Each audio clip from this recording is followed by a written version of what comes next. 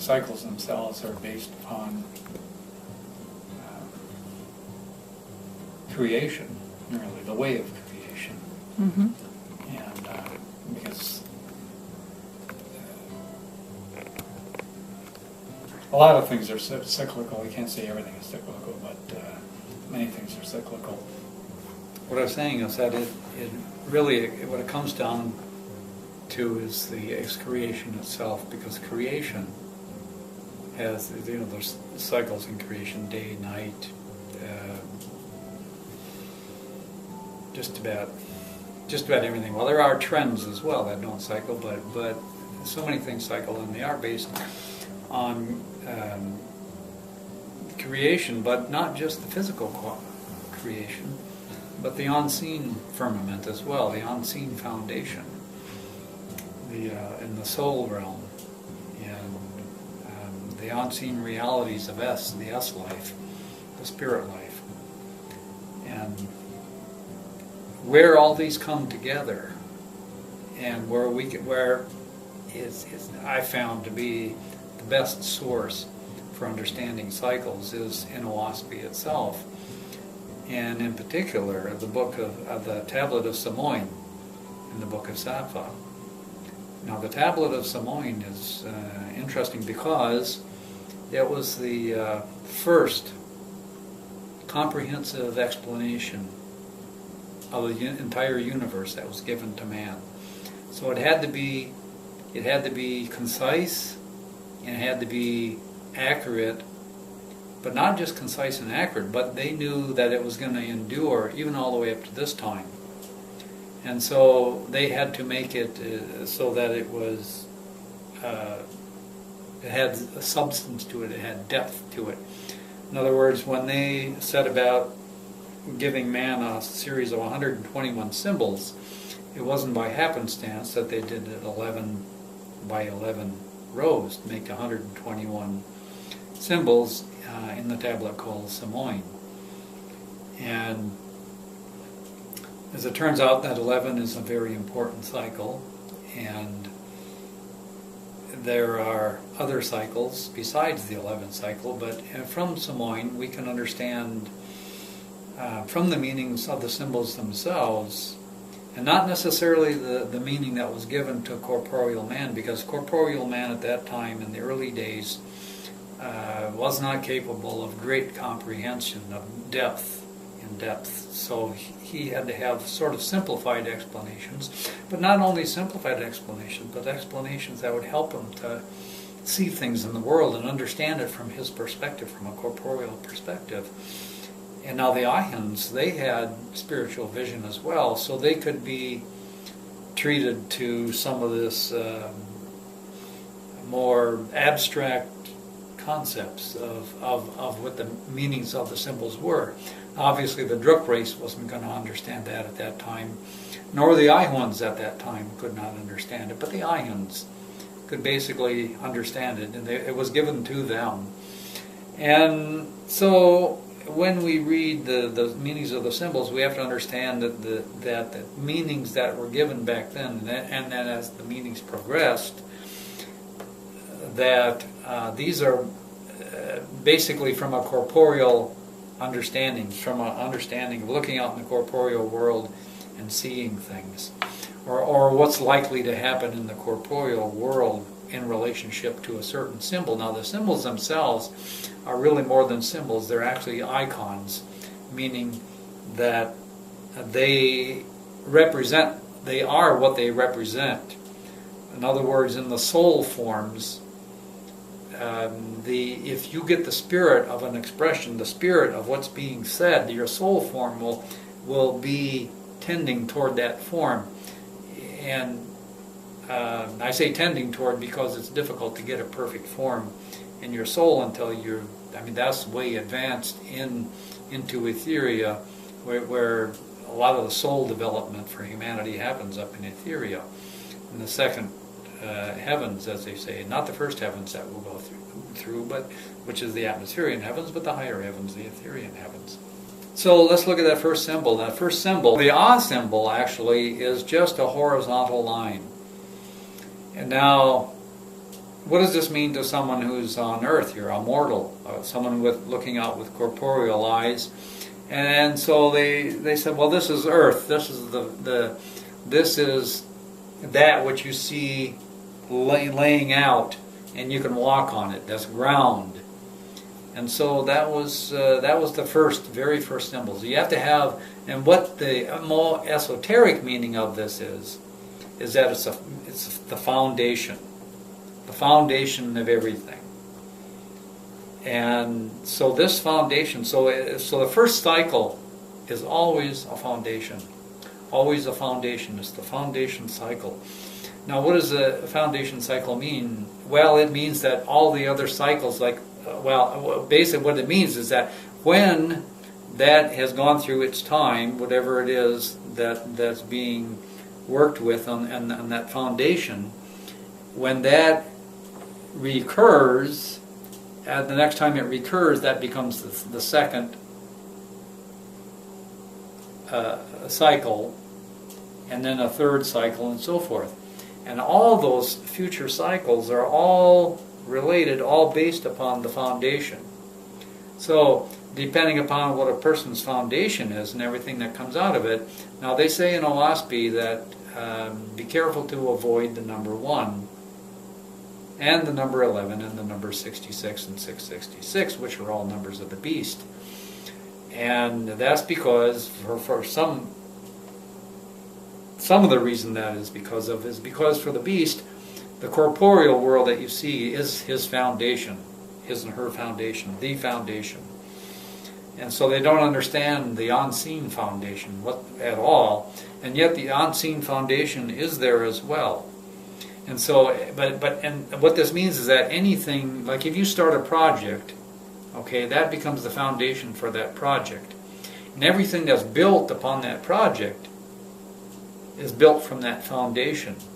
And so when you build upon a foundation, as far as the spiritual aspect of it, you're responsible for everything that comes out of that, to the extent that your foundation was off from what it should be.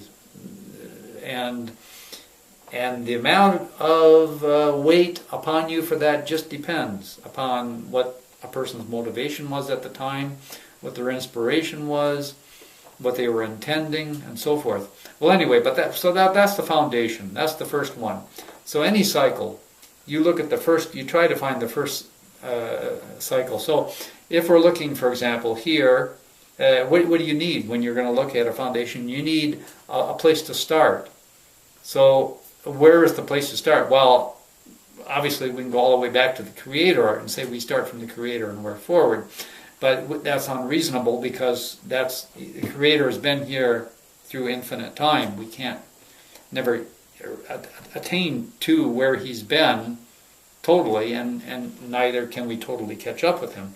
So what we have to do is we have to have a good starting place. And what is the good starting place? Is the beginning of Cosman. Because it's the beginning of what's called the Danhe cycle, which means a Danhe cycle is a period of development for man. And this period of development is a 3,000-year. This period is a 3,000-year milieu in which man moves forward and learns something spiritually, both for his soul's sake and corporeally, and for his spirit. And so this 3,000-year cycle repeats. Now 3,000 years is an average because cycles, generally speaking, do not tick perfectly at one like a clock, but rather it goes a little bit over, a little bit under, a little bit over, a little bit under, a lot over, a lot under. And so it varies. They vary, but the average is 3,000 years. And so from the Danhe cycle, so that's a good start. So we started Cosman in 1849. And so that's our starting point, 1849. And it goes from the summer of 1849 to the summer of 1850. In other words, from the June solstice to the June solstice. June solstice 49 to June solstice 50. That embraces one entire year, one oscillation of the earth. And so that oscillation by itself, by the way, can also become a foundation. So you can pick any cycle to start as a foundation. But we look at Oahspe and man's development if we're interested in prophecy and what's going to happen with man and what's coming to humanity, when's it going to arrive, and why would we want to know that? Well, because we can be prepared for that which is coming, and we can take advantage. We can put our sails up and go with the wind if we know the wind's coming. Or if we know a storm is coming, we prepare for that as well. So there is some importance that's there, but of course then that all depends upon whether a person who receives that information understands the truth of what's being said. And the truth, to get off sort of on a little bit of a different tangent, truth can be, there's the corporeal truth, which is the logic and the science has their methodology and all that, and you can replicate and so forth. But there's also a truth which is absolute truth. The science truth is relative truth, but there is absolute truth. And that absolute truth starts with the foundation of Jehovah. And it says in Oahspe, you can't know Jehovah, the Creator, the All-Person, until you do certain things, such as cleanliness, a clean diet, vegan diet, bathing daily, purification, purifying your thoughts and your spirit and your sentiment, and to be uplifting and to be imparting light and so forth. And so as a person progresses, and service to others, service to the Creator directly, yes, Jehovah is our name for the Creator.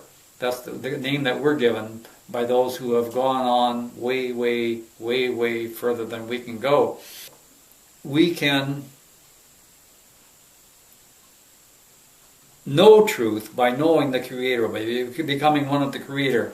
And we can't really know the Creator until we progress through these steps, but the closer that we get to the Creator, the closer we get to this absolute truth. And so you can hear something, and inside you can feel and know from inside your soul the truth value of something. Now that's different from what science says. Now science says, well, if you got to have the logic, it's got to be this guy. There's got to be a reason there. And if you can't identify the reason why something's happening, well then it's suspect. Soul realities, those are obvious to those who are developed to perceive them. And everybody can develop to perceive them. That's the great beauty and glory of this day and age, of this era that we're in, not only just according to Oahspe, but according to testimony of people who have undergone the discipline that's given in Oahspe to attain to hear the Creator's voice and to see the heavens.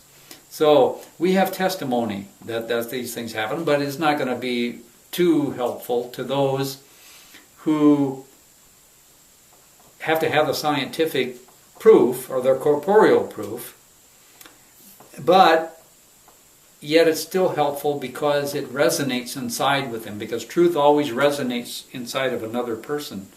And so they might be mystified by it, they might be don't know what to make of it type thing, but truth is truth and truth will stand. Falsehood falls away eventually. So that being said, let's look at these cycles. We have the first cycle being the foundation. Well, and any project. Okay, well, so if you do a project, then you're responsible for the things that come out of that project to the extent that it was the fault of the foundation itself. And so in putting out a perfect foundation, it's very challenging because you have to get everything right. You have to get your intent right, your motivation right. You have to have the inspiration, pure inspiration, direct from the Creator. And I don't mean that coming down and then out, because although you might receive inspiration that way from looking up and seeing heaven and the sky and the angels or whomever, and it might come to you, but that's not direct inspiration. Direct inspiration is when it connects with you inside, with your spark that you have inside with the Creator, and when that connects with you, and when you connect with it, and some truth is said, that resonates within you. Okay, so but you can become one with that. Okay, and the closer that you get to the Creator, the closer you become one with that. The easier it is to impart light. The easier it is to live in light. And what does living in light mean? Or what are some of the benefits of living in light? Light is a life of peace, for one thing, and happiness, and joy, and fulfillment, and living a full life instead of having it cut short. But now, a lot of this takes time too, and it's a generational thing.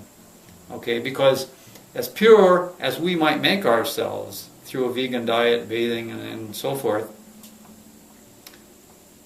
we still have our ancestry to deal with, because we still live within those, well, to use modern language, psychic baggage that we have accumulated from them.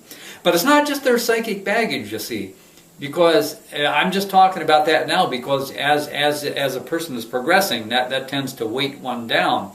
But our forebears we also receive the blessings that they have, the goodness that they have done in the past. That also lifts us, you see. And so, but we still have to deal with that baggage, which is why, that was being mentioned. Well, anyway, so when you hear the truth, okay, you have to work at it. You have to work at it. So what we'll do is we'll just talk about this here and leave it up to you to decide. Because I'm not here to convince you of anything. I'm only just here to impart the light that the Creator has inspired me directly within to give. Because that spark of light that is within comes from Him, it's connected to Him. It's like the end of a long ray of light. And we're all connected with these, all to the Creator, the source of all. Like we think of the corporeal sun. Well, beyond that, and not in that actual position where the sun is the Creator of all, everywhere. He's everywhere present, and He's like a light, like a brilliant spiritual light, brilliant light of soul. We then move closer to this if we progress along what's called the faith's discipline, which were those things that we talked about earlier, the cleanliness and the purity. Now, when we speak about the foundation, we speak of things, not just what you put out there corporeally. In other words, I can make a box, and I can go sell my box or whatever it is that I do with it, or give it away, or use it to step up and clean the shelves, whatever it is, or give it to my neighbor so that she can or he can, climb up higher, or whatever, the children in the store there, whatever, it doesn't matter. But the point is that in creating this, we have responsibility. So are we doing this for self's sake, for ego's sake? Are we creating this? Are we creating it for money's sake? Are we creating it to become, maybe in the door of the social club?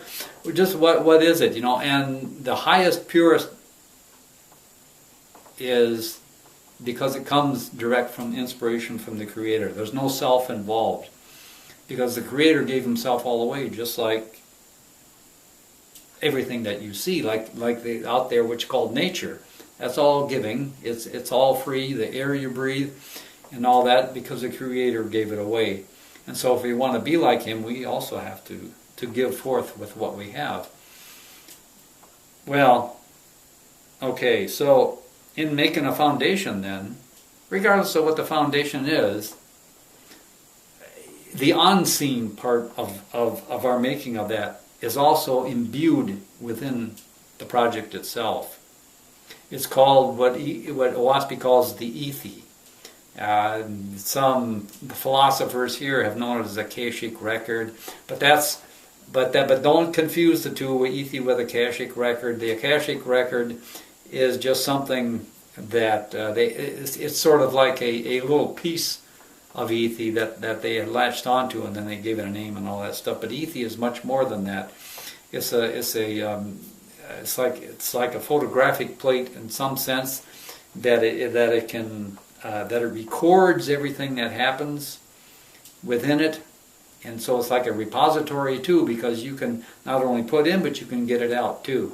So everything that you do, your every thought and all that, is recorded. And it's always here, and anybody can access it once they learn how to access it and so forth. So that, well, that's another good reason for being good, because we are eternal beings. And so, I mean, we have to make it up eventually to everybody. There's no such thing as eternal damnation and all that. No, but there is suffering, and there is hellish conditions and all that, and especially from the ones that a person finds themselves in. You know, how do they get out of this? And how they get out of it is by helping resolve whatever it is that's holding them in there. Whatever they did to get themselves in there. Maybe it was their forebears that got them in, or maybe it was the larger social order, and they somehow got caught up in the larger vortex of that and pulled in. Whatever it is. But a person still has to accept responsibility, full responsibility for what they are. Others may be responsible, have some responsibility, but that's between them and the Creator as to, whether or not they're gonna, or when they're gonna accept their responsibility. But for a person to be happy with inside, with him or herself, they have to accept full responsibility for who they are and what they are, because the Creator in this era has given us that freedom. He didn't give it to us in the past, but this era He has given it to us. So the responsibility that we have when we build a foundation is not just what you see out there, but everything that you put into it, and whether there was self in it or if it was directly of the Creator. All that is part of that foundation. So what that means is, when we look at a cycle, the foundation cycle, if we're going to use that for prediction purposes, a cycle, then we have to understand everything that went into it in order to best predict. But that's only just one part of prediction. But anyway, so that's like the foundation one. So we always start with one, which the foundation. Well, what's the second? The second symbol from Samoan is called O. That's what you look up and you go, oh, I get it. And what does O mean? Well, okay, Ah is the first one, the foundation. Ah went forth. Ah went forth. Okay, and now what happens with O is you've arced up, and going forth you've arced up, and you look down and you look back and you can see yourself. Oh, there's where I was. You now have history, and you have an objectivity from where you were before. You can see the differences from back then and now. It's like two sides of a coin, and all the opposites come out of this. The male and female, black, white, up, down, in, out. All those. It all comes from the second cycle. The second cycle is essentially, well, in the lower levels, but even in higher levels too. But it's like a reactionary cycle, you might call it, because you not only get to see what you were and how you've progressed, but then you get to do something about it, and or at least you can change your course. But mostly, it's the second one is about adventure, about finding out, where's this going to take me? Where are we going to go with this? And so that's the second cycle. Really, it's about, in a sense, it's about wisdom, wise dominion. Where is the best way forward, and what is the best way forward? Or what can we do with what we have? All these things. So that's basically the second cycle. So you have boom, boom, boom, boom, boom, boom. You get the heartbeat and all that, and you can actually look at cycles, and they can go back and forth and back and forth and back and forth and back and forth. And if you look at the cycles of the Dan Hay cycles, which are on Oahspe, and you can notice that they have a pattern. They'll have a corporeally oriented Dan Hay cycle, followed by a spiritually oriented Dan Hay cycle, followed by a corporeal oriented Danae cycle, followed by a spiritual oriented Danae cycle, and so forth. They just go back and forth, back and forth, back and forth, back and forth. Okay, let me give you an example. Ap, okay, that was the sinking of the continent of Pan, booming, and reestablishing the ions, getting them proliferated and all that stuff. Corporeal orientation. Who came next? Su. Su comes down and says, hey, everybody, guess what? We're going to learn rites and ceremonies. Spiritually, let's get our thoughts up here, into this. And so that was more of a spiritually oriented cycle. So then we go from Su, where do we go to next? Apollo. Well, what's Apollo? That was another corporeally oriented cycle. What happened there? A new race of humanity comes forth. The Gans. Symmetry. Man learns symmetry, harmony, symmetry, and music. And learns to appreciate aesthetics. And so it was corporeally oriented, a new race of man. Okay, the next cycle after Apollo comes Thor. Okay, well, what is Thor? Well, that's all about the spirit world.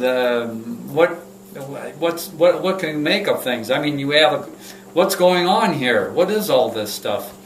And so you have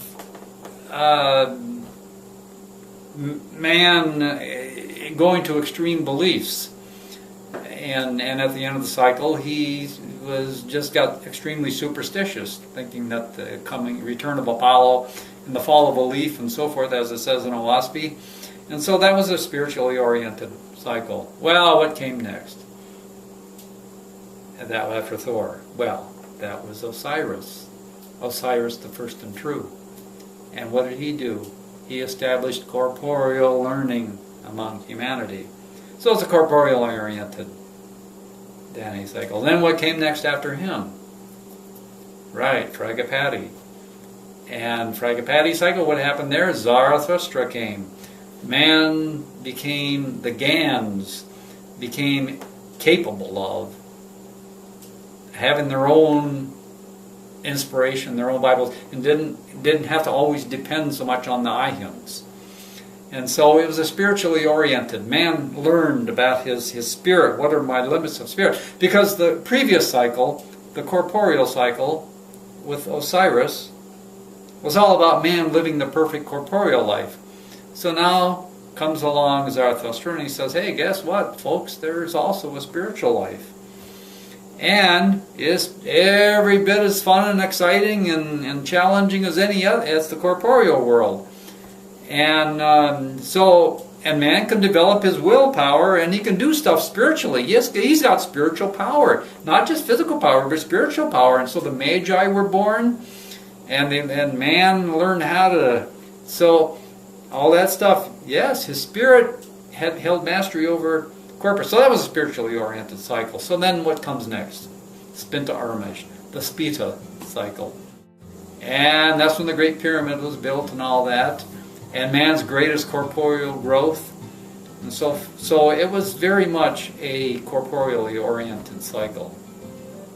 And what came after that? Laika. Now Laika was a spiritually oriented cycle. Okay, they were always forever talking about, you had to relate earthly stuff to spirit, to one of the four heads, Christ or Brahma or Buddha or the Mohammedans' God. So and like, for example, amongst the Christians, heaven on earth. So it was spiritually oriented, but they did try to balance it a bit. They tried to balance it. So we come here to Cosman. Now, in Cosman, Cosman is an era. An era is 4 Danae cycles. So we're going to be here for a while in this, and we're just the first cycle of this, what's called a density or a square of 4 Danae cycles. And so it's a corporeally oriented cycle. What does that mean? It says in Oahspe, there's going to be a new race of man come forth now. Better than anything ever before on this earth. And it's going to rise up out of the cleanliness that man gains by going forward in cleaning up his act and becoming vegan and daily bathing and doing. Well, yes, you have to keep all the old commandments. Don't kill, don't do unto others as you would have them do unto you. All the good stuff. Okay. So anyway,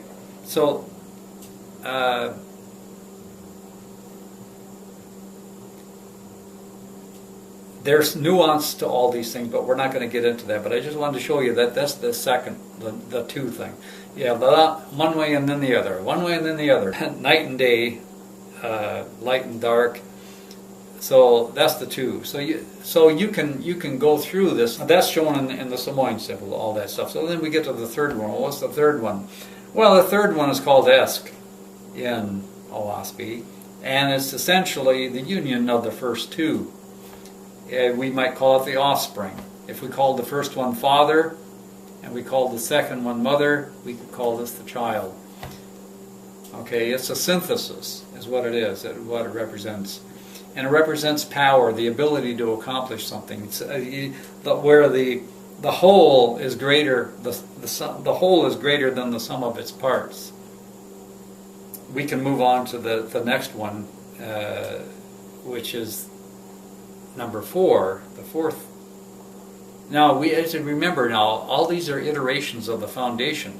So the ah, the going forth, becomes the O in its second time around. And then when the ah hits its third time around, then it's an esk. Okay? And so now it's going into the fourth iteration.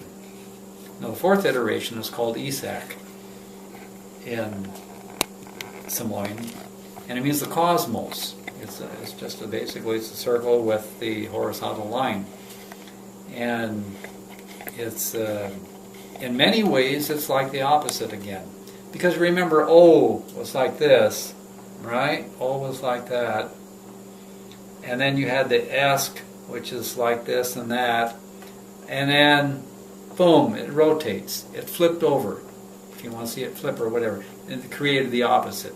Together, they create the cosmos.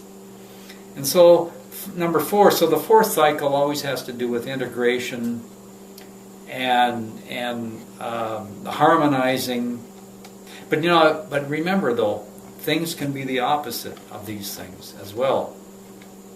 So that, for example, if we think of the very first of the foundation being love, and then the opposite of that, you could say, well, is hate.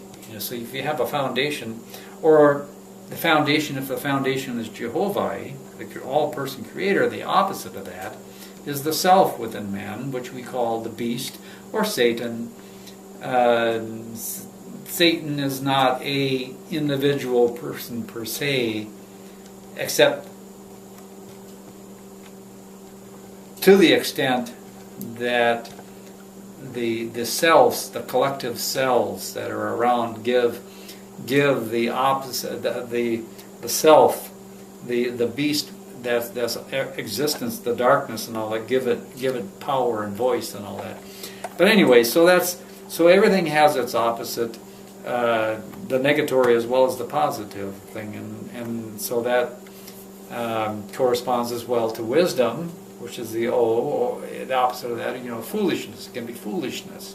Instead of synthesis and power, on the third one, an Esk, on the third cycle, it could be dissipation, you see, and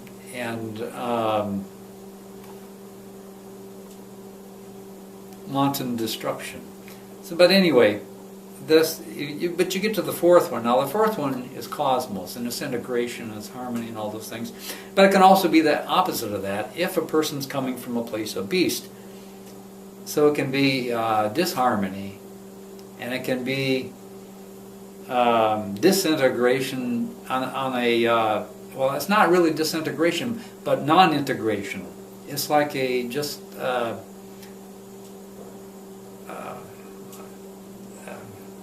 it's like finding the sort of the chaos that's existent there, and then and just leaving it in the state, rather than finding the order that is attempting to form to tend toward, because everything actually tends toward a higher order or a better order or a more coherent order.